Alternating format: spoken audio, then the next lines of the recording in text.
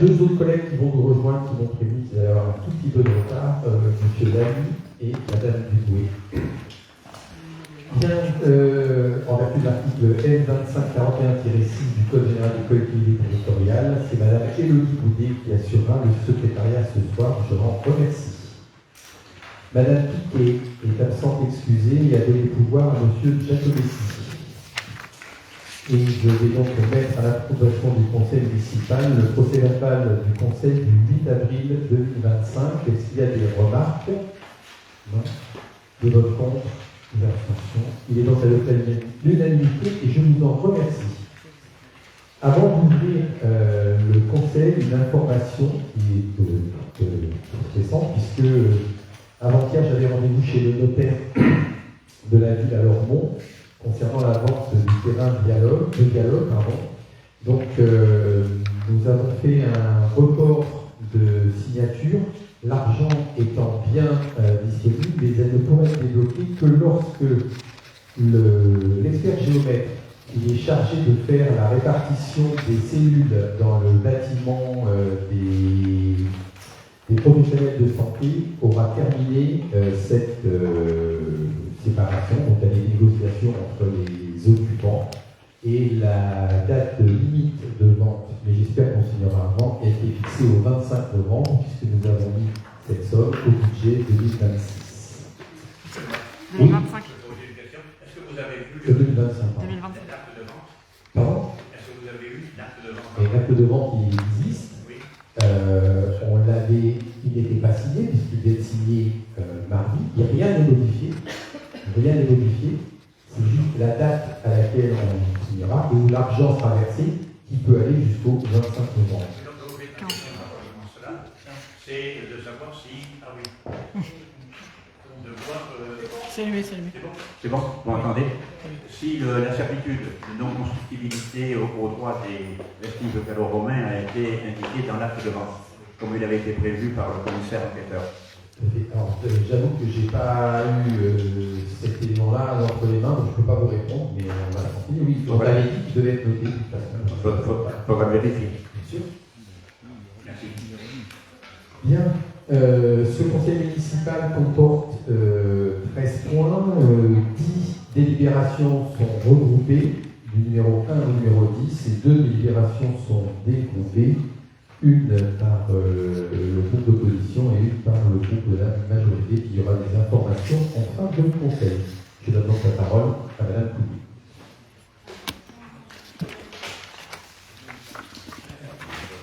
Est-ce que vous acceptez qu'on commence par la 2 et qu'on reporte la délibération 1 à l'arrivée de M. Lamy, puisque c'est lui qui doit la présenter quand il est dans sa délégation? Je vous remercie. Bonjour à tous, donc on va commencer par le point 2. Association Les Mains Agiles, subvention exceptionnelle Octobre Rose, présenté en commission finances ressources suivi du contrat de co-développement du 12 juin 2025. Rapporteur Mme Thomas. Bonsoir à toutes et tous. Donc, il s'agit de Octobre Rose, donc la manifestation qui se déroule chaque année avec les associations locales, dont Les Mains Agiles et le club de marche du Calvo. Donc, je vais vous faire part de cette délibération et vous donner quelques infos justement sur Octobre Rose qui va arriver. Dans le cadre de l'événement d'Octobre Rose, la mairie Caron-Blanc et son CCAS organisent avec les associations locales une manifestation afin de sensibiliser les personnes dans la lutte contre le cancer du sein. Pour 2025, l'association des Mains Agiles s'occupera de l'achat de t-shirts roses pour un montant de 449,10 € ainsi que de parapluies roses pour un montant de 168 €. La recette de la vente de ces objets représentera une aide apportée par le territoire à la lutte contre le cancer du sein. La ville souhaite donc prendre en charge cet achat au titre de son soutien et de son investissement à cette action de sensibilisation. Il est donc proposé au conseil municipal d'accorder une subvention exceptionnelle de 617,10 € à l'association Les Mains Agiles dans le cadre de la manifestation Octobre Rose. Pour les nouveautés dans cette manifestation, on aura donc 75 t-shirts en plus mis en vente avec une nouvelle couleur, un nouveau logo qui permettra de renouveler aussi ça, des parapluies qui seront mis à disposition. L'arche sera à nouveau décorée en partenariat avec la résidence d'autonomie Et on va aussi travailler un projet avec les ados pour mettre un peu à jour ou à nouveau renouveler un petit peu les panneaux qui décoraient les ronds-points d'Octobre Rose.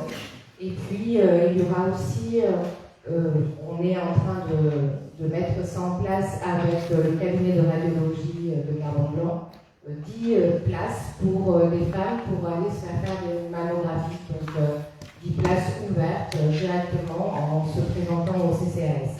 Il y aura la marche, il y aura les lumières, il y aura les décorations comme d'habitude. Et puis, comme j'ai la parole pour le CCAS, que d'habitude les délibérations se font au sein du CCAS, donc j'en profite un peu. Il y aura la semaine bleue qui aura lieu en octobre aussi, du 8 au 10 octobre, avec marche, linguette, une sortie à l'Ange bleu, puisque c'est bleu, et ça sera la fête. Donc voilà pour ces quelques infos, j'en ai profité lors de cette délibération et je laisse la parole à vous. Donc on va passer au point 3. Renouvellement de la convention partenariale avec l'association APAFED pour la prise en compte des victimes de violences intrafamiliales sur la presqu'île d'Ambès.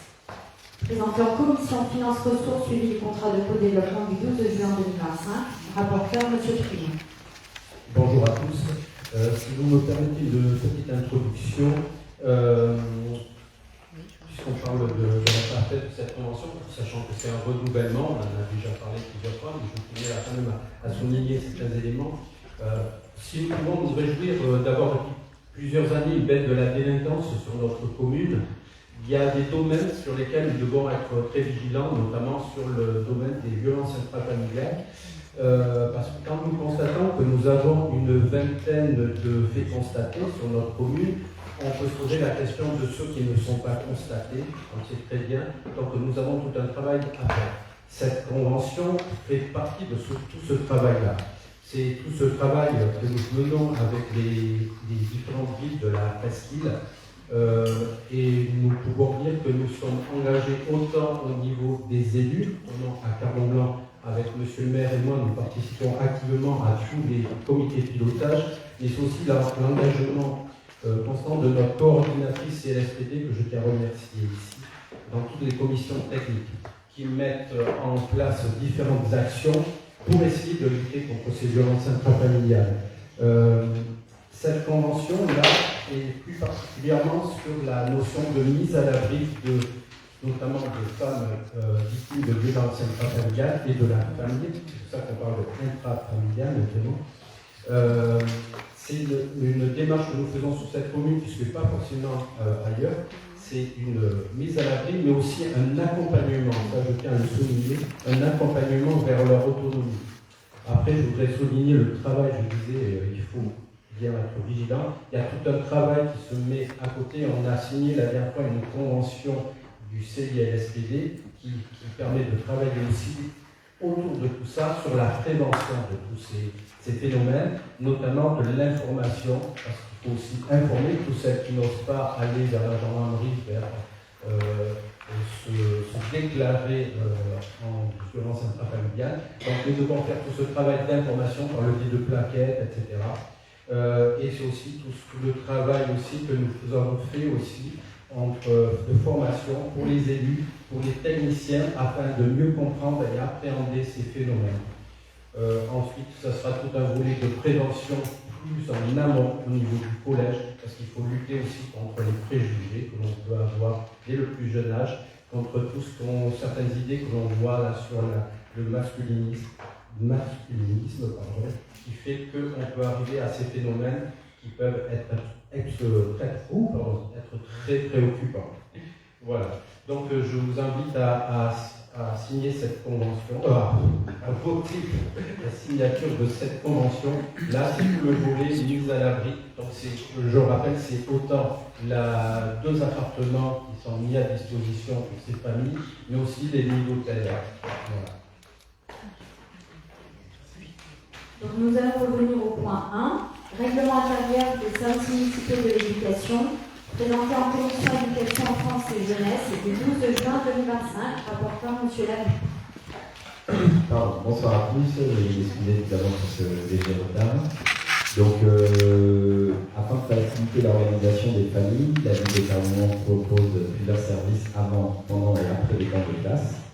Des services d'accueil périscolaire, matin, midi et soir, de restauration scolaire et de transport scolaire sont donc encadrés par ce règlement. Bien plus que des modes de garde, ces différents services encadrés par des professionnels diplômés sont de véritables temps éducatifs pour l'enfant visant à apprendre la vie en collectivité. Ils représentent un outil permettant à la ville de développer des actions en cohérence avec le PCEDT, signé par l'ensemble des acteurs éducatifs du territoire et avec le projet pédagogique du service. Les services municipaux ne sont pas des services obligatoires. Les parents qui inscrivent leurs enfants acceptent le règlement intérieur qui doivent être respectés de tous. L'inscription est annuelle. Ces services proposés aux familles représentent un coût pour la collectivité et nécessitent de la part de chacun un comportement citoyen. Chaque enfant doit respecter les règles de savoir-vivre. En cas de non-respect des principes de fonctionnement des services municipaux, après une première échelle de sanction, l'accès pourra être refusé aux enfants des familles concernées. Il est donc proposé au conseil municipal d'adopter le règlement intérieur des services municipaux de l'éducation. Point numéro 4, cimetière communal, règlement intérieur, modification, présenté en commission finances ressources suivi du contrat de développement du 12 juin 2025, rapporteur Madame Cornardo. Donc, considérant qu'il est nécessaire d'actualiser le règlement intérieur du cimetière, notamment sur les parties des inhumations en terrain concédés et les caveaux et monuments sur les concessions, les articles 12, 34 et 35 doivent être modifiés comme suit. Article 12, donc un paragraphe sur les pleines terres et le columbarium.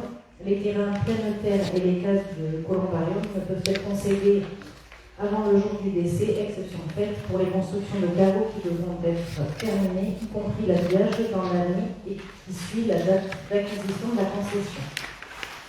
Un paragraphe est créé concernant les caveaux qui précise que les stèles et ou le recouvrement de la cuve seront obligatoirement réalisés en matériaux naturels de qualité tels que pierre dure, marbre, granit ou en d'autres matériaux inaltérables et hermétiques, peinture proscrite. L'article 34 précise qu'en raison de la nature du terrain du cimetière communal, nous préconisons pour les caveaux à ouverture avant, caveaux hauts, une pose de caveaux préfabriqués monobloc et certifié NF, ou par toute autre par toute norme qui lui serait substituée. Les dimensions restent inchangées. L'article 35 précise qu'en raison de la nature du terrain du cimetière communal, nous préconisons pour les caveaux à ouverture sur le dessus, caveau bas, une pose de caveaux préfabriqués monobloc et certifié NF, ou par toute norme qui lui serait substituée. Les dimensions restent inchangées.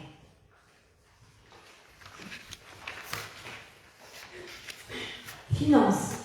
Décision modificative pour le point 5, présenté en commission finances ressources suivi du contrat de co-développement du 12 juin 2025, rapporteur M. Pinon. Bien, bonsoir à tous.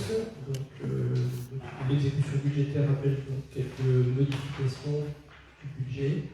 Alors, il y a deux sujets. Le premier sujet concerne le remplacement de la toile de l'écran du cinéma, c'est l'opération 37. Donc, l'écran du cinéma est calculé. Et doit être changé, et donc l'enveloppe budgétaire de 4 500 € doit être ouverte. La compensation des recettes, bien sûr, ces dépenses liées à ce remplacement seront intégralement financées par le Centre national de cinéma et de l'image animée, ainsi qu'une recette équivalente. Doit être inscrite, ce que vous voyez apparaître sur le tableau, sur les deux opérations 37. Deuxième point, c'est l'ajustement du montant de chapitre de section de fonctionnement. Donc là, il y a plusieurs sujets. D'abord, la dotation de recensement initialement prévue à 27 700 € et imputée au compte de 74 718 et finalement de 15 519 et doit être imputée au compte 74 84. Les montants de la dotation forfaitaire et de la dotation de solidarité rurale qui représentent la dotation globale de fonctionnement sont connus. Et leurs montants doivent être respectivement diminués de 6 291 € d'une part et de 5 280 15 € d'autre part.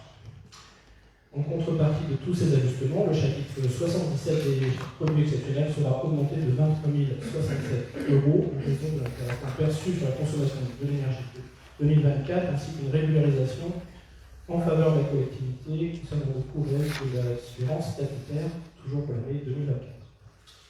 Enfin, dernier sujet, en 2024, la métropole versait à la commune de Carbon-Blanc une attribution de compensation de fonctionnement, pour mémoire 185 687 € et à compter de 2025, c'est la métropole qui perçoit une attribution de compensation de fonctionnement de la commune pour 32 738 €. En janvier et en février 2025, Bordeaux Métropole n'avait pas eu le temps de délibérer pour fixer les attributions de compensation de l'année 2025. La métropole a versé à la commune une attribution de compensation de fonctionnement fixée au 12e du montant 2024, soit 30 950 €, ce qui correspond à 15 475 fois 2. 15 475 étant le 12e. Depuis mars 2025, la métropole reçoit de la commune une attribution de compensation de fonctionnement qui intègre les versements de janvier et février, ce qui majore les montants à recevoir dans l'attribution de compensation de fonctionnement pour 30 950 €. Aussi, il convient d'augmenter les recettes du compte 73 211 de 30 950 et d'augmenter les dépenses du compte 73 91 pour 30 950 €. Il est proposé au conseil municipal la modification budgétaire telle que détaillée sur le tableau qui est projeté en ce moment à l'écran. Point numéro 6, finances, admission en non-valeur. Présenté en commission finances ressources suivi du contrat de co-développement du 12 juin 2025. Rapporteur, M. Lancelot.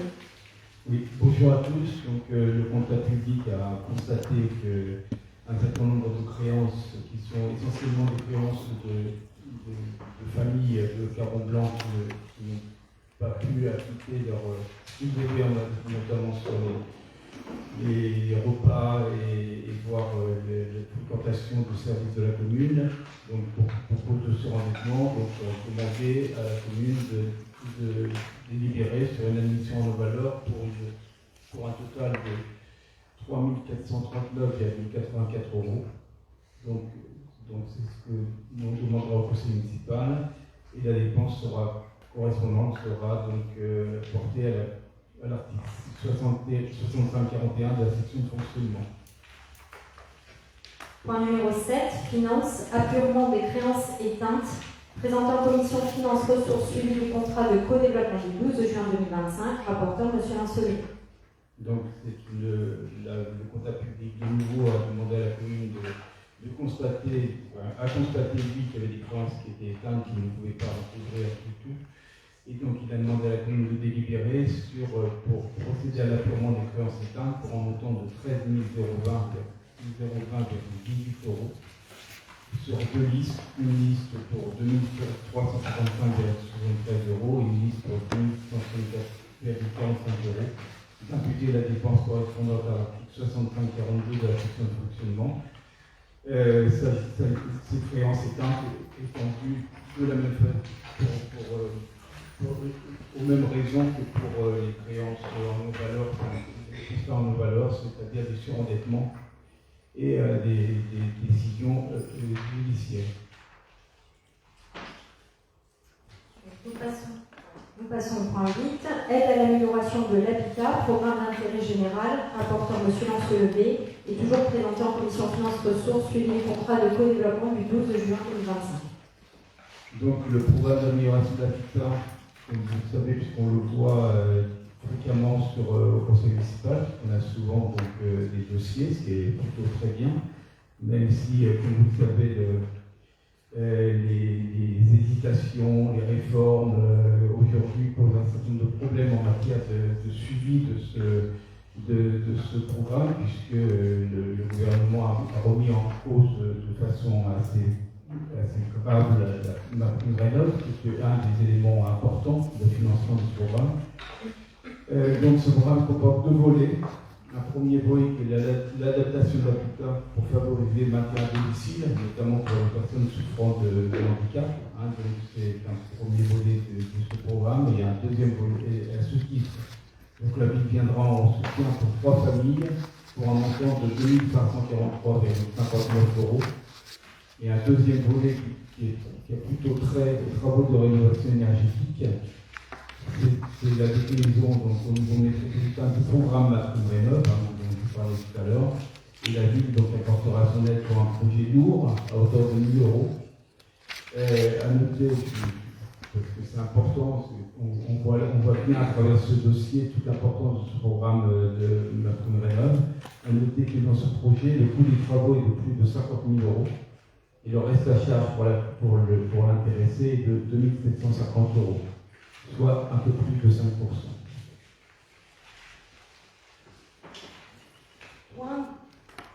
Point numéro 9, personnel, mise à jour des effectifs, présenté en commission finances ressources suivi du contrat de co-développement du 12 juin 2025, rapporteur Mme Cornari. Donc c'est une délibération que l'on passe à chaque conseil municipal. Donc il est proposé au conseil municipal de créer des grades afférents à des emplois et de contracter, en supprimer certains pour permettre des recrutements, des promotions, des avancements grades. Donc il est demandé au conseil municipal de donner autorisation à modifier le tableau des emplois permanents et de dire que les crédits nécessaires seront inscrits au budget 2025 et suivant.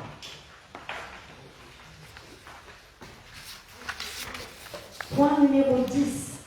Sollicitation d'une subvention auprès du Fonds vert dans le cadre du dispositif des maires bâtisseurs. Rapporteur M. Lancelet. Donc, le point que nous abordons maintenant est donc un dispositif qui a été mis en place par l'État.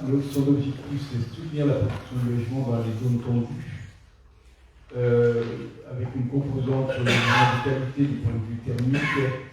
Et l'autre élément important dans ce dossier, c'est qu'il ne faut pas qu'il y ait de consommation d'espace supplémentaire, parce qu'on se place dans le cadre de la trajectoire du zéro artificialisation nette.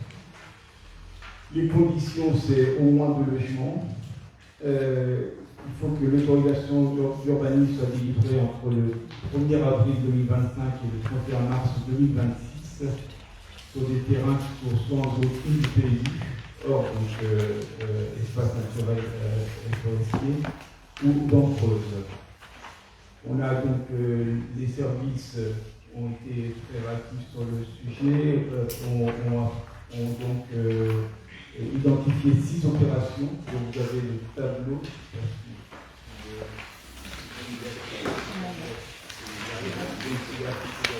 Très bien. Donc je vais vous donner les 6 opérations qui sont recensées.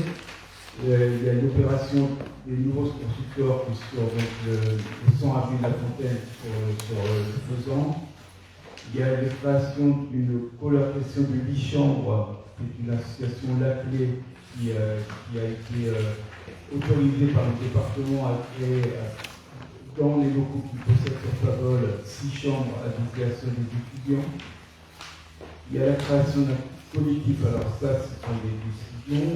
Ensuite nous avons plutôt des projets qui pourraient apparaître donc d'ici le juin 2025,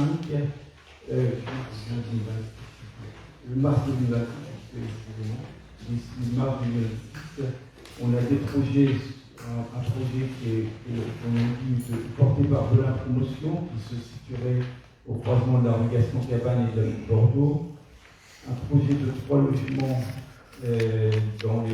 qui est porté par un particulier qui est M. Mendes, l'ancien boulanger de Clermont-Blanc. Avenue Saint-Comte, il y a aussi un projet donc, de transformation d'une maison en 5 logements. Et enfin, donc, la création d'un collectif Avenue Griffon, qui est un projet qui avait été déposé, qui a été enlevé, mais qui pourrait réapparaître. Donc on l'a positionné Encore une fois, là, il s'agit de projets, il n'y a pas de certitude, mais par ailleurs, on verra bien. Donc, on a préféré être précautionneux et mettre le maximum de projets dans la mesure où les sommes qui sont en jeu, c'est à peu près 1 000 € par logement avec un bonus pour le social qui ferait que les sommes qui sont en jeu soient avoisinées de l'ordre de 184 000 €. Bien, nous arrivons à la fin des délibérations groupées. Avant de mettre ces délibérations au vote, je vais vous donner la parole. Oui, bonsoir à tous. Juste une petite intervention par rapport à toutes ces délibérations qui ont été passées. On tenait à saluer effectivement comme vous le travail fourni par le CCAS et l'association des mains agiles. On sait que c'est énormément de travail et un accompagnement fait pour cette occasion. Et on saluait aussi le partenariat de la commune pour l'association La Pafette. On était déjà aussi intervenu sur une délibération qui était basée sur les précédents conseils municipaux et on tenait aussi à saluer cette action intercommunale. S'il n'y a pas d'autres interventions, je vais mettre ces délibérations aux voix. Est-ce qu'il y a des votes contre? Des abstentions? Elles sont donc adoptées à l'unanimité et on va donc passer aux délibérations dégroupées. Élodie. Point numéro 11, finances. Modification du plan de financement de l'école Prévert. Présenté en commission finances ressources suivi du contrat de co-développement du 12 juin 2025. Rapporteur, M. Lancelot. Bien, effectivement, donc, nous sommes amenés à présenter un nouveau plan de financement de Prévert. Le dernier plan de financement qu'on a présenté était en décembre 2024. Pourquoi est-ce qu'on présente ce plan de financement? Pour les raisons que je vais vous expliquer après, mais on va d'abord noter que le montant des dépenses n'a pas évolué. Nous sommes toujours à 9 531 754,62 €. Donc pourquoi faisons-nous cela? C'est justifié par le fait que les services étant très à l'affût, on est sur des questions de subvention. On a eu une information de la CAF nous disant qu'elle changeait son programme de financement et qu'elle n'était pas du tout certaine de venir financer maintenant pour les écoles en création. Donc ça c'est un premier élément. Et on aurait pu effectivement attendre, mais on vous avait expliqué déjà la dernière fois que la subvention de la métropole est une subvention différentielle. Et donc, si on maintenait le plan de financement initial, on risquait de perdre des ressources de la métropole, puisque si la CAF ne nous donnait rien, on aurait effectivement un montant métropolitain qui sera inférieur à celui qui est maintenant affiché. Donc, on a toujours dans le souci de transparence, préféré donc dès maintenant changer le plan de financement pour ce qui concerne uniquement les recettes, et vous avez le plan de financement nouveau sous les yeux. Monsieur.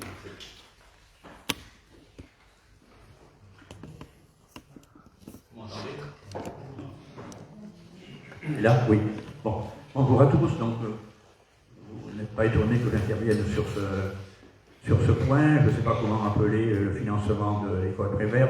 Disons que c'est un feuilleton. On est au 5e épisode de ce feuilleton depuis qu'on parle du financement de Prévert. Alors, les différents épisodes de ce feuilleton montrent que les craintes que nous avions formulées dès le début se sont finalement réalisées, malheureusement réalisées. Alors vous disiez, monsieur Lancelot, que le coût n'avait pas augmenté depuis le mois de décembre, heureusement, parce que le mois de décembre c'était il y a 6 mois. Mais si on regarde par rapport à ce qui était initialement prévu, lorsque pour la première fois on a parlé de l'école Prévert, enfin du financement de l'école Prévert, en 2022-2023, le coût était de 6 200 000 €. Et on est passé maintenant, faut vérifier, et on est passé maintenant à plus de 8 millions. Donc le coût a augmenté, si on regarde les chiffres, de près de 30%, ce qui est beaucoup. Deuxième chose que je voulais noter dans les chiffres, c'est que l'augmentation de la part de la ville dans ce financement est assez importante. Quand on regarde les premiers chiffres, la ville devait dépenser 3 300 000. On arrive maintenant, quand on regarde le tableau qu'on a sous les yeux, à 5 millions pour la ville, presque 5 millions. Donc ça fait une augmentation de la part de la ville de 50%, et la part de la ville est passée dans le financement de 53% au début à maintenant 62%. En parallèle, les subventions, comme vous le disiez, certaines subventions sur lesquelles on comptait, on les a perdues, d'autres, elles ont été diminuées.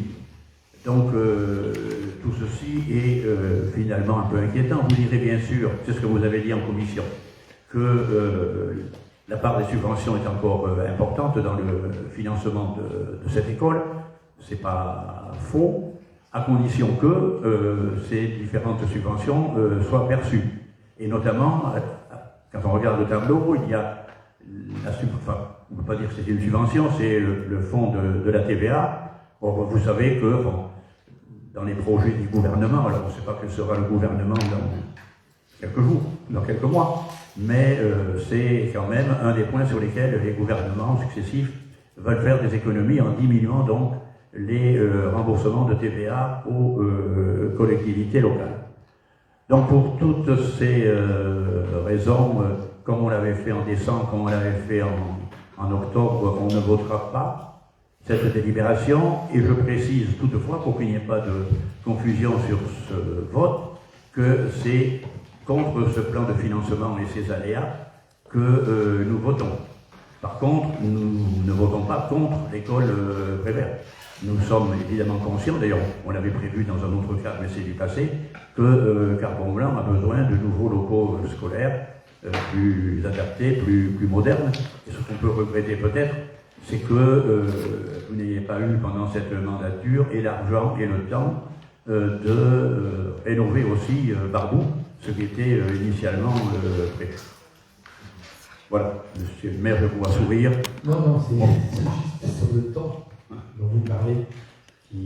Voilà. Mais je vais revenir parce que vous vous doutez bien, monsieur Grasset, que puisque vous pensez que nous ne doutions pas de votre intervention, ce qui est effectivement le cas, mais je me suis permis moi aussi d'aller regarder un certain nombre de choses et de revenir un petit peu en arrière, même si vous n'aimez pas.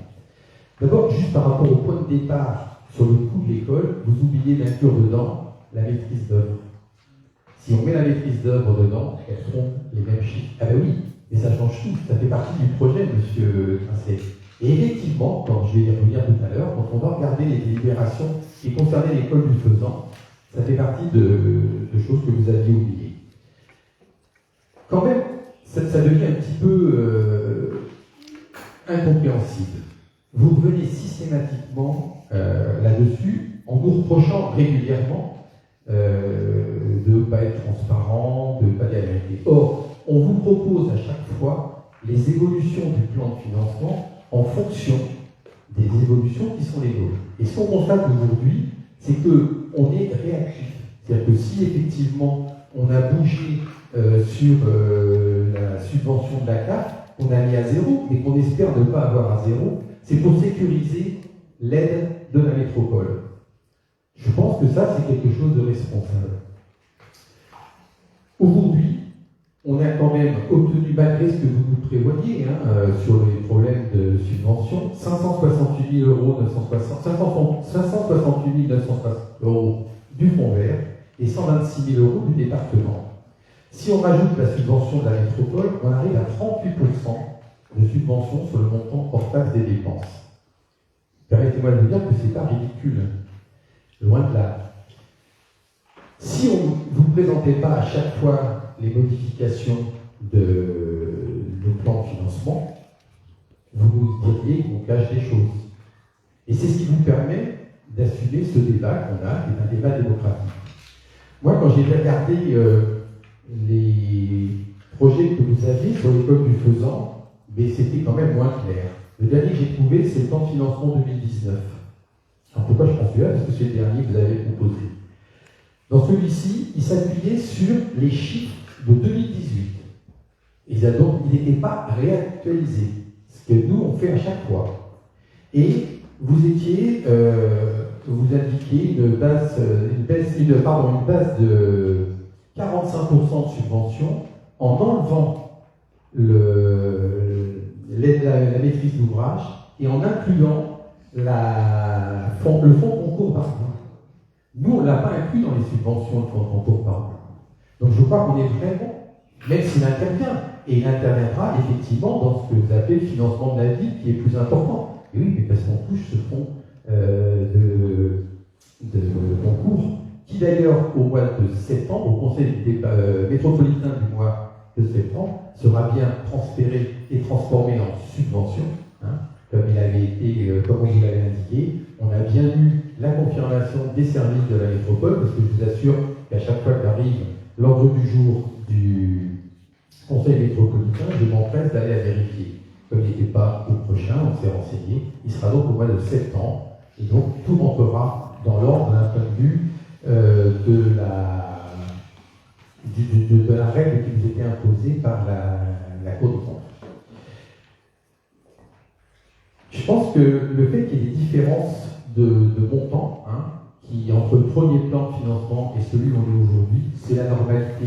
Je pense que exiger de notre part la stabilité, vous savez bien que c'est impossible. Quand on voit en plus les difficultés dans lesquelles circule aujourd'hui l'ensemble des collectivités, quelque chose de linéaire serait quand même assez inquiétant. On pourrait se poser des questions sur d'où sort cet argent. Donc oui, effectivement, c'est pas quelque chose de figé, et nous on peut dire que on a cette transparence-là, on a cet optimisme-là.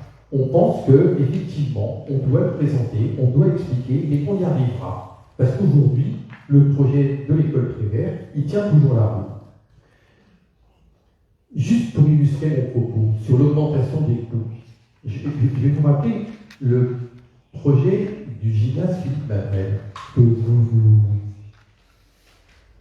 vous attribuez régulièrement dans les conseils municipaux. Nous n'avons fait que ce que vous aviez programmé. Effectivement, on l'a fait. Juste pour vous dire, le gymnase Philippe Madrel, il était annoncé à 2 668 172 € dans nos chiffres. Après l'appel d'offres, et quand on a donc assuré la réalisation, il aura coûté 3 200 000 €. Ce qui représente une différence de 530 000 € à peu près, ce qui représente 20% du prix. Nous, aujourd'hui, l'école, le projet d'école primaire, il a augmenté de 4,30%. On espère que ça va rester là. Ça peut monter un petit peu, mais c'est pour vous dire qu'on est loin d'être ridicule. On est loin d'être ridicule. Et qu'on pourrait au moins avoir ça. Nous, depuis qu'on est là, alors vous dites, vous regrettez qu'on n'ait pas eu le temps de faire et Prévert et Varou. Mais enfin, on a quand même fait, je vous rappelle, le travail de rénovation énergétique sur l'école Pasteur. On a fait le gymnase Philippe Madrel. On a fait le terrain de foot synthétique. La rénovation complète des vestiaires de CATSP. On a travaillé sur l'aménagement de l'immobilier municipal, y compris pour l'amélioration des conditions de travail des agents. On a fait des travaux de sécurité, de mise en sécurité sur un certain nombre de ces bâtiments. Pourquoi est-ce que ça n'a pas été fait avant? Alors moi je veux bien qu'on nous explique tout ça, mais je trouve que pour le moment, en 5 ans, le niveau de réalisation que nous avons eu est loin d'être négligeable. Bien, merci Monsieur le maire. Vous venez de faire un bilan élogieux de votre action pendant les 5 ans dernières. Ce n'était pas l'objet de la délibération d'aujourd'hui, mais vous l'avez fait, c'est sans doute de bonne guerre. Ce que je constate quand même, en ce qui concerne les subventions, ce n'est pas la subvention de la CAF qui me préoccupait beaucoup aujourd'hui. Évidemment, en octobre, on avait voté un nouveau plan de financement pour inclure l'évaluation de la CAF. Là, on vote un nouveau plan de financement parce que la CAF n'a pas donné sa subvention. Ce que je voulais dire, montrer, c'est sur la totalité du projet. vous parlez du fonds vert. Le fonds vert, on a 568 960 €. On avait escompté beaucoup plus.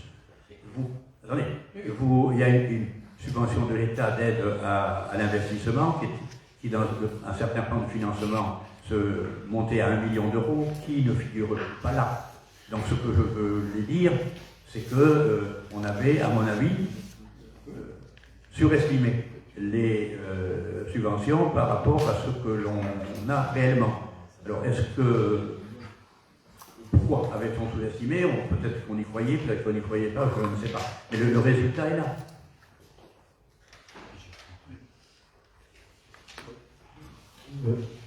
Monsieur Grasset, en fait, on a à chaque présentation de ce plan de financement apporté les mêmes débats. Et moi, je vous le dis, comme je vous l'ai dit la dernière fois, je m'interroge sur le sens de votre intervention. Parce qu'en fait, votre intervention, elle a pour objet d'apporter le doute sur le fait qu'on va pouvoir ou pas financer l'école, alors que vous savez que tout va bien. Vous savez que cette école sera financée. Il n'y a aucun souci. Vous êtes un peu comme la petite fille qui dit, qui regarde la situation et qui dit là tout monte et là tout baisse. Non, ça, vous savez très bien que cette école va être financée. Elle n'aura pas de difficulté. Il n'y a pas de difficulté de financement sur cette école par vous. La réalité, mais vous savez aussi, vous le savez, en fait vous ne le savez pas. C'est ça la difficulté, c'est que vous ne le savez pas. Vous n'avez jamais monté de projet et vous ne savez pas la difficulté que l'on a aujourd'hui à aller chercher des subventions. Si on arrive à avoir ce niveau de subvention, c'est parce que les services déploient une grande énergie pour aller chercher des subventions. Pour aller chercher le fonds vert, on l'a expliqué la dernière fois, pour aller chercher le fonds vert, il a fallu qu'on déploie beaucoup d'énergie. Quand on a rencontré, M. le maire a été rencontré la secrétaire générale de la préfecture. Ce n'était pas gagné d'avance. Vous connaissez la politique gouvernementale, vous savez qu'il y a des errements de la politique gouvernementale en matière de subventions. Et donc, le fait qu'on arrive à décrocher des subventions sur cette école primaire, vous pourriez plutôt nous dire que vous saluez les efforts qui sont faits, pas de l'équipe. L'équipe, à la limite, l'équipe, c'est pas le plus important, mais saluer les efforts que font les services, parce que ce sont les services qui vont chercher ces subventions.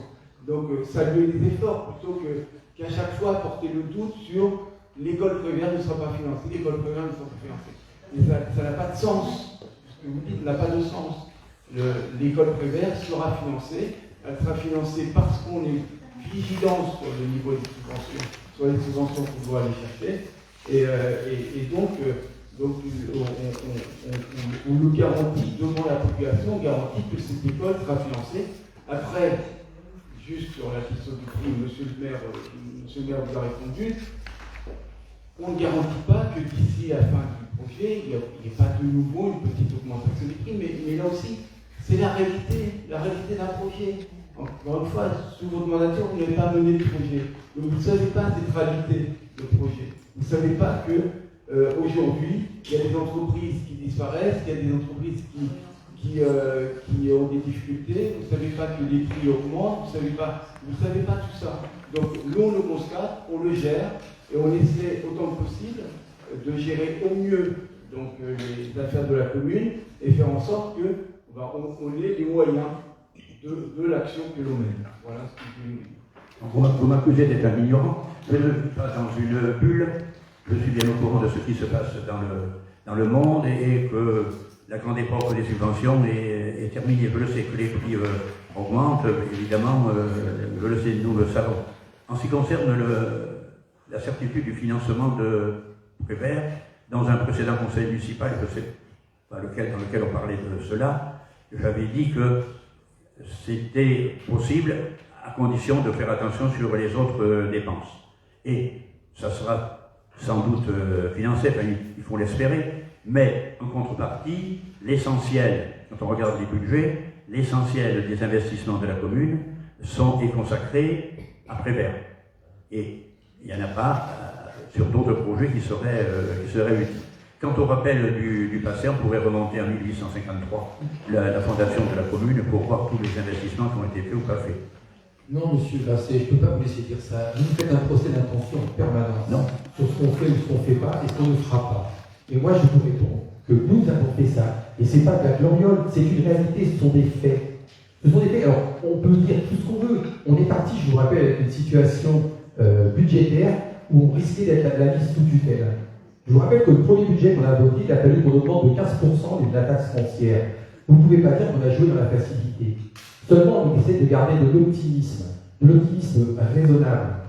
Et donc, effectivement, on essaie de faire avancer et on fait des choix. On fait des choix par rapport à des nécessités, on fait des choix par rapport à un projet, et on a fait des investissements sur d'autres endroits que l'école. Mais aujourd'hui, oui, l'essentiel de l'investissement est consacré à l'école primaire, parce que c'est le projet qui doit faire aboutir. Vous l'avez dit vous-même, on a besoin de classes supplémentaires, donc il faut bien qu'il aboutisse. Donc on a fait ce choix-là. Et à côté de ça, bien sûr, le reste du budget d'investissement, on a fait des choix, on a fait des orientations, et cette année, on a privilégié la sécurité. Mais on peut quand même regretter qu'on soit obligé aujourd'hui de faire des choix sur des problèmes de sécurité dans des bâtiments municipaux qui auraient pu être faits déjà avant. Et la question est pourquoi est-ce que ça n'a pas été fait? Alors moi, je ne vais pas me poser la question sur il y a 20 ans, 14 ans ou 6 ans. Ça, c'est pas la question. C'est un fait. Ça n'a pas été fait. Ça n'a pas été fait parce que vous aviez fait d'autres choix. Une espèce de pseudo-dogme de ne faut pas toucher aux impôts, donc on ne touche pas à la taxe d'habitation, on ne touche pas à la taxe foncière, mais on ne fait rien en même temps. Je vous rappelle qu'on a été obligé de démolir le foyer. Et ça, vous ne pouviez pas l'ignorer, puisque l'arrêté de péril, il avait été pris par votre mandature. Nous, on a été obligés de supporter cette chose-là. Donc je pense que là-dessus, on n'a pas de leçon à recevoir. Et pour aller encore plus loin, je vous rappelle quand même que ce soit l'école, vous avez été associé au jury. C'est-à-dire qu'on vous a permis, autorisé la transparence totale. Et ça nous semblait normal, faire partie des règles du jeu. Vous avez été en jury de concours, et le jury de concours, il a validé le projet à l'unanimité, je vous rappelle. À l'unanimité. On ne peut pas dire le contraire. Et on pourrait dire la même chose sur la couverture du panneau de panneaux photovoltaïques sur les cours de tennis, où vous avez là aussi participé aux travaux qui vous ont permis de signer la LI. Donc je pense qu'il faut à un moment arrêter de vouloir jeter l'eau froide systématiquement. Ça ressemble quand même un petit peu à ça. Alors vous m'accusez de faire de la politique et que c'est normal en termes de fin de bilan, mais je pourrais vous retourner aussi cette chose-là. Parce que moi j'attends que vous nous disiez dans ce que j'ai dit, ce qu'on n'a pas fait. Et on travaille effectivement avec les moyens de la commune. Et comme l'a dit Jean-Luc, on peut féliciter vraiment les services. Parce que les services qu'on a, et vous le savez, monsieur Pincet, puisqu'on est resté sur le même niveau que ceux qui étaient avant. Mais je peux vous dire qu'il y a des services qui sont en tension et qui se battent pour la vie de la commune. Parce qu'il y a cette notion du service public qu'ils ont chevillé au corps. Voilà. Donc je pense que là-dessus, on ne peut pas nous reprocher en même temps de rien faire, de trop faire, de ne pas assez faire, de ne pas être transparent, mais à chaque fois qu'on revient sur un sujet transparent, on repart sur une même polémique. J'avoue que je ne comprends pas le sens. Je ne comprends pas le sens. On n'est pas en campagne électorale. La campagne électorale de 2026 ni celle de 2020, mais je ne vais pas refaire celle de 2020. Mais en 2020, on avait présenté un projet urbain. Et ce projet urbain était cohérent. Bon, il n'a pas été mis en place. Vous avez gagné les élections, vous avez mis en place d'autres projets et on se soumet à la volonté démocratique. On ne va pas refaire maintenant la campagne de 2020, on ne fait pas encore celle de 2026. Donc, moi, ce qui me gêne, c'est qu'on avait dans ce plan de financement prévu une infinité, beaucoup de subventions, évidemment, on ne les a pas. Donc il faut financer autrement. On finance par la part de la ville. Elle pourra, sans doute, la ville, elle pourra payer, il faut espérer payer. Mais, je me répète encore, parce qu'on fait que se répéter là. On se répète de conseils municipaux en conseils municipaux, on se répète d'intervention en intervention, et finalement, on n'avance pas. C'est stérile. Excusez-moi, mais On est à 38% de subvention aujourd'hui. Et pour ça. Vous vous rendez compte? Vous en étiez où en faisant? Vous savez aussi bien que moi, c'est pas si facile. Alors effectivement, il y en a qu'on n'a pas eu, et puis on en aura peut-être un peu plus. On ne sait pas, peut-être que la CAF va nous réserver une bonne surprise. Et oui, mais c'est des aléas de la construction. Dans la construction, il y a les aléas du chantier, et puis il y a aussi les aléas de la construction du programme financier.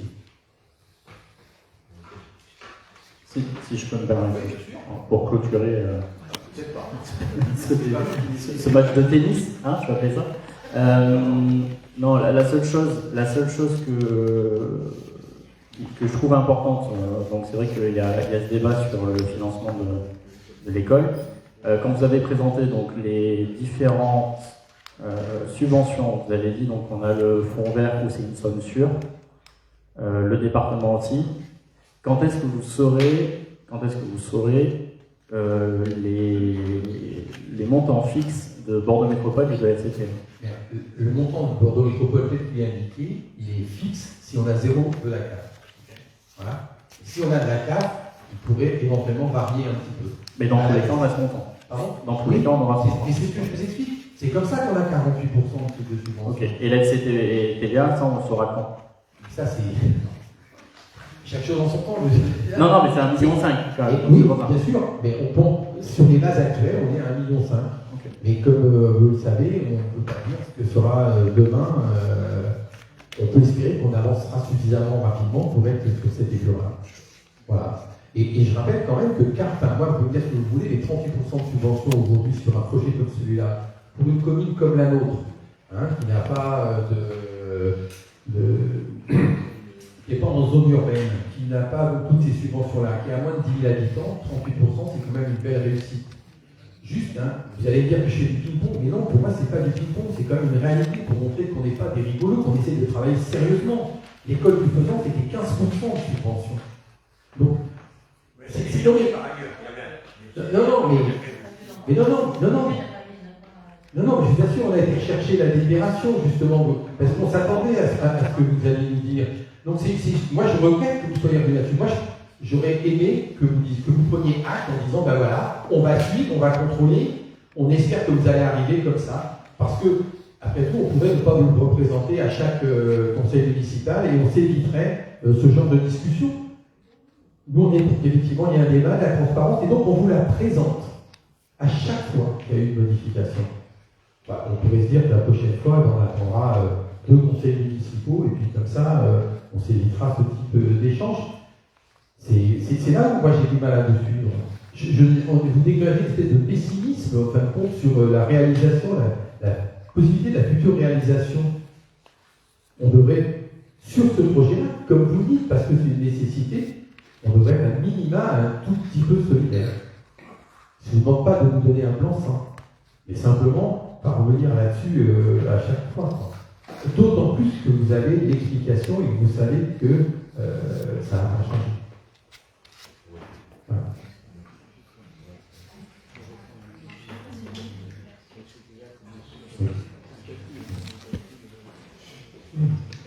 Voilà. Est-ce qu'il y a d'autres interventions?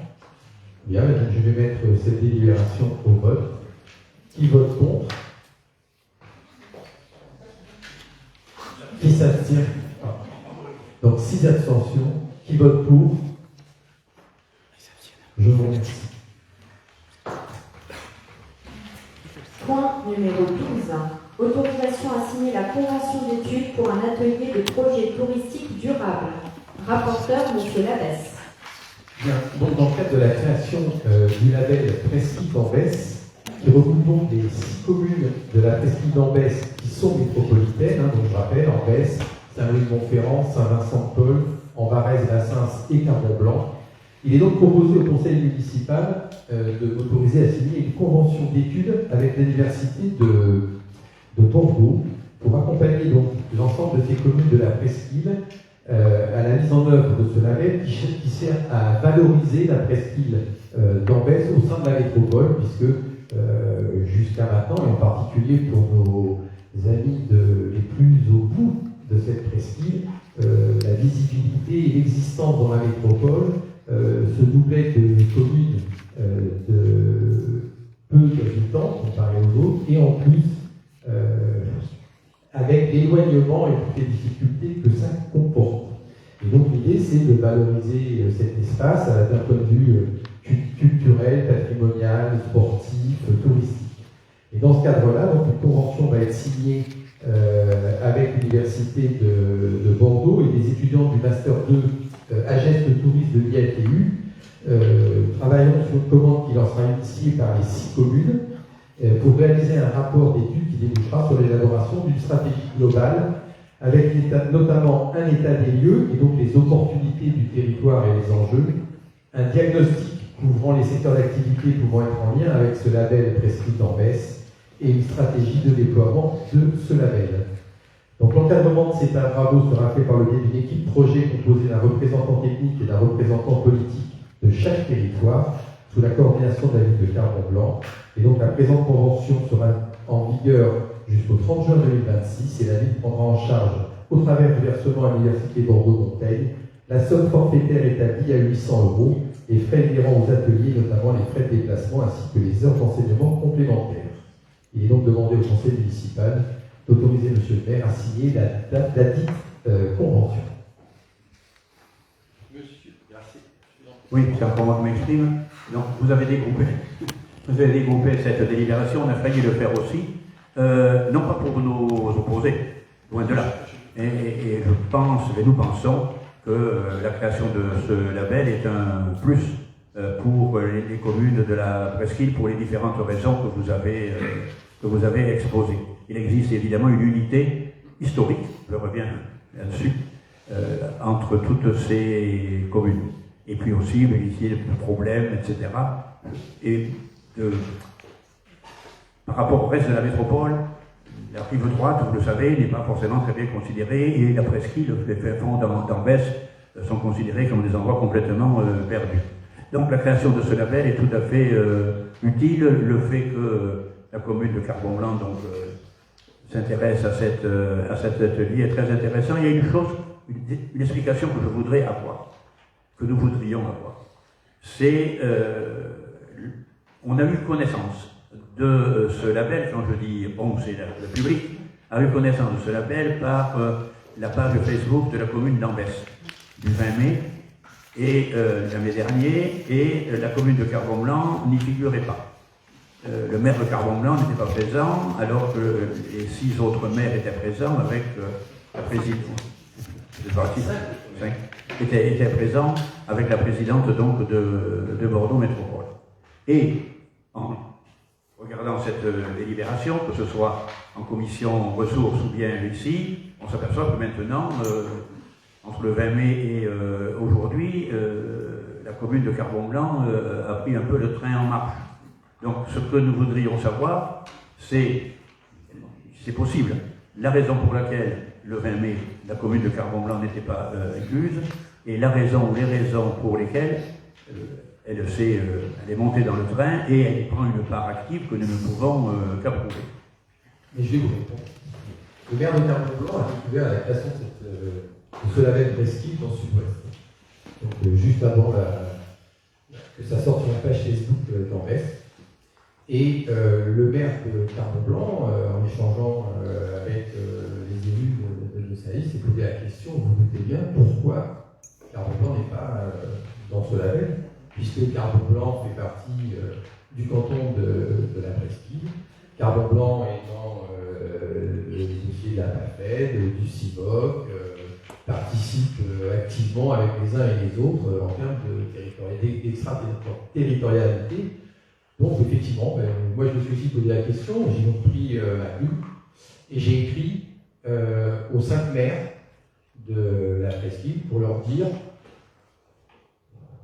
on va dire mon incompréhension, pour on va rester soft, à minima mon incompréhension et que je souhaitais des explications et en tout cas que je ne comprendrais pas que la ville de Carbon-Blanc ne soit pas intégrée à ce label.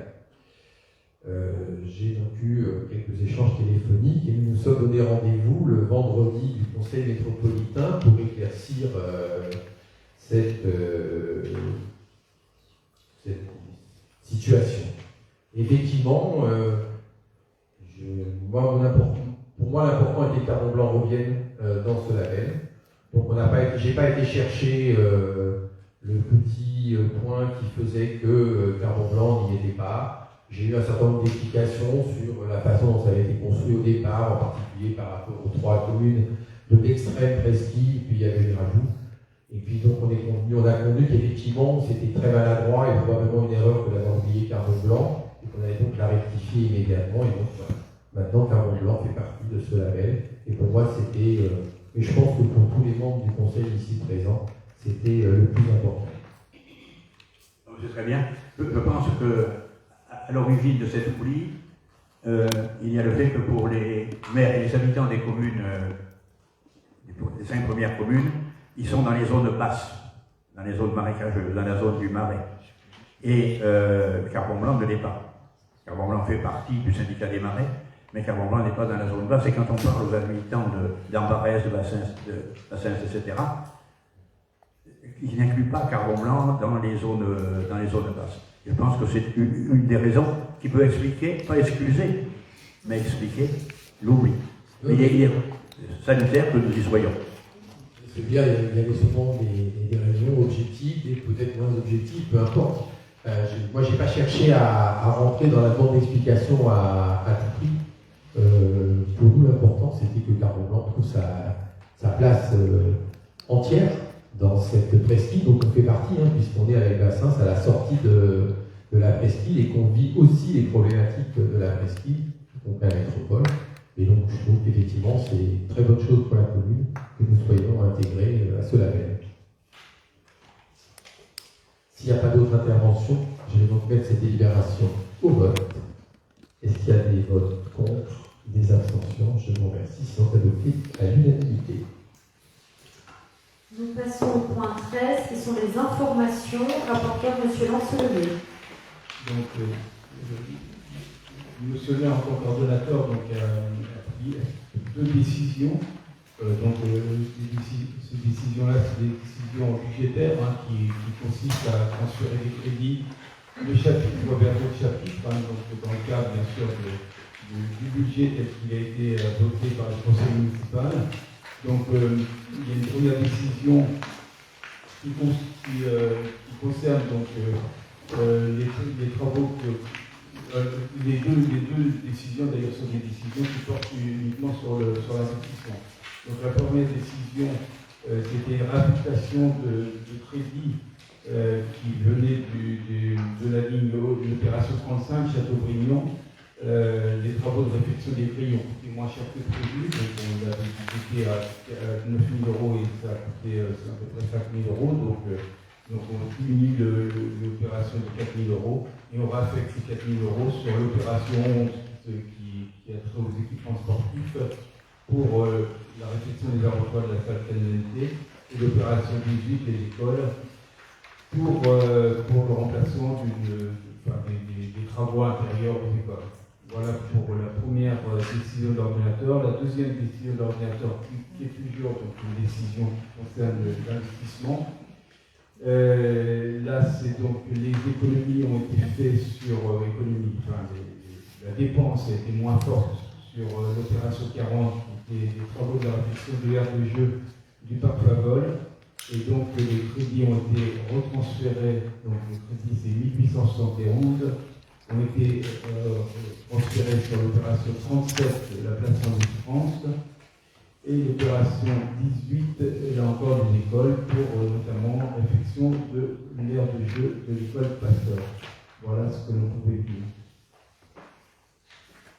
Merci. Donc, avant de terminer ce conseil, j'ai 2 points d'information. On va au conseil et bien évidemment à nos administrés. Le premier concerne la gendarmerie et la brigade de gendarmerie de Carbon Blanc. Il y a un petit bruit qui circule maintenant depuis un petit moment, puis qui revient régulièrement, concernant l'éventuel départ de la brigade de gendarmerie de Carbon Blanc. Donc je vais donner un certain nombre de faits pour rassurer ici tout le monde.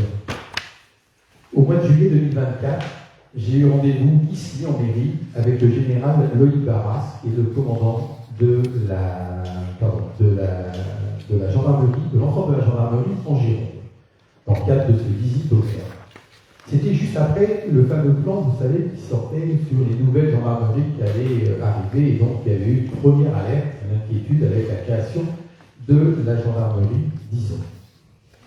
Ensuite, puisque j'ai des administrés qui m'ont relancé, et que ça devenait de plus en plus prégnant, le 15 mars, je suis donc entré en contact avec la préfecture de région, donc le cabinet du préfet, et le lendemain même, son directeur de cabinet me rappelait à son tour justement sur le sujet de la brigade de gendarmerie Carbon-Blanc. Et le lendemain, mais parce que ça je pense que c'est les retours normaux, j'avais le commandant de la compagnie de Bouillac, le chef d'escadron Arthur Moulin, qui me contactait à son tour au téléphone.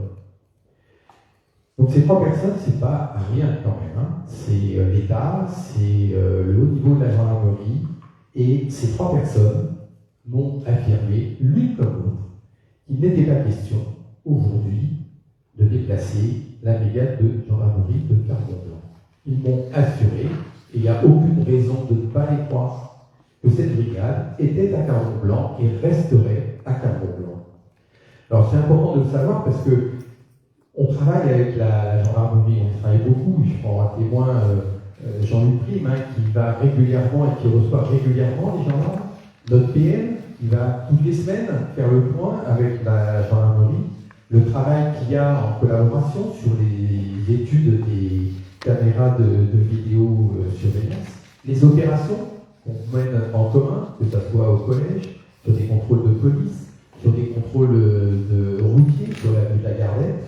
Donc aujourd'hui, il y a un vrai travail qui est fait avec cette gendarmerie. Et cette gendarmerie, moi, jusqu'à preuve du contraire, personne ne parle de son départ. Donc je pense qu'il est important que tout le monde sache, aujourd'hui, là, à cette date, la brigade de gendarmerie, elle est à Carbon-Blanc et elle restera à Carbon-Blanc. Si je dis ça, c'est parce que quand on commence à alimenter ces bruits-là, on rend service à personne. On rend service à personne. Et moi, je crois qu'en tant qu'élu, on se doit au contraire, là-dessus, d'être très clair, d'être dans le factuel. Et je veux juste rappeler que la sécurité publique, que la tranquillité publique, et bien même quand on est de gauche et écologiste, ça nous appartient aussi quand on est élu. Ce n'est pas l'apanage de la droite. Et ça, je tiens à bien le dire, parce que je ne voudrais pas laisser croire que le maire de Carbon-Blanc et son conseil municipal ne se sont pas souciés de cette gendarmerie-là pendant leur mandat. Voilà. Donc, l'ensemble maintenant, tout le monde est au courant. Je le dis vraiment sereinement, puisque je vous donne les trois références que j'ai, et je pense qu'on peut faire confiance à ces personnes-là. Donc ça, c'était le premier point d'information. Le deuxième point d'information, c'est juste, c'est beaucoup plus léger et agréable, c'est vous rappeler les dates de l'été. Donc le 13 juillet, on va commémorer la fête nationale, et puis après, il y a la soirée où on peut manger dans l'espace Favol avec de la musique et les food trucks. On a des animations nature le 2 juillet et le 16 août à la plaine du Faisan. On trouve sur les sites de la ville tous les moyens pour s'y inscrire. On a les lectures nature les 8, 15, 22 et 29 juillet au pôle culturel Favol, qui sont organisés par la médiathèque. Le 9 juillet, on retransmettra au cinéma le ballet de l'Opéra National de Bordeaux, Le Corsaire, en direct. Le 23 juillet, dans le cadre de l'été métropolitain, il y aura le spectacle Crépage de Chillon à Châteaubriand. Et le 1er août, Princesse, Amour et PowerPoint au cinéma Favol. C'est une sortie de résidence, c'est-à-dire qu'on accueille une troupe qui va répéter dans nos espaces et qui, en contrepartie, nous offre un spectacle en sortant. Le 22 août, pour les petits, il y aura un spectacle de théâtre, Coucou. Et puis, bien sûr, début septembre, du 5 au 7 septembre, la fête de Carbon-Blanc. Entre-temps, le 28 août, je vous donne rendez-vous au Monument aux Morts pour fêter la libération de la ville de Carbon-Blanc. Bien évidemment, tous les spectacles que j'ai annoncés, c'est comme tous les ans, ils sont gratuits, ils sont ouverts à tout le monde. Et pour terminer, avant de vous souhaiter de bonnes vacances et de bonnes vacances pour ceux qui en prennent, même si c'est un peu plus tard, je vous indique donc que le prochain conseil municipal sera le 16